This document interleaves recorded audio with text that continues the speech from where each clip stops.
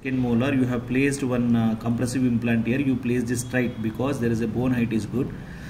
Here in this model, bone height looks good. Okay, if you think that there is an atrophy in the mandible, you have to bypass the nerve, that is inferior alveolar nerve. So you have to do bypass technique then. So now I will show you the bypass technique from buccal to lingual. Okay, angulation should be some 15 to 20 degrees. Look here, start from little bit on the buccal side. From the center, take 1 or 2 mm buccal side and start drilling from here.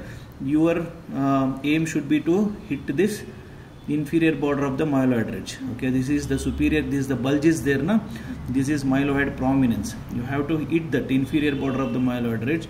You start drilling from the buccal aspect. So now it's almost 15 degrees. Start drilling. Yeah.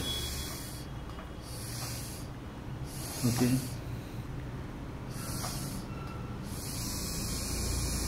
Okay, you can see the drill will come out from inside. Can you see here?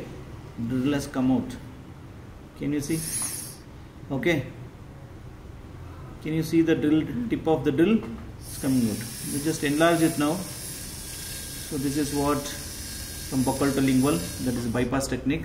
That is IIN bypass. Okay. In order to save the IIN, not to injure, we bypass this. Okay. It's been done. Then take out the drill now. Fast.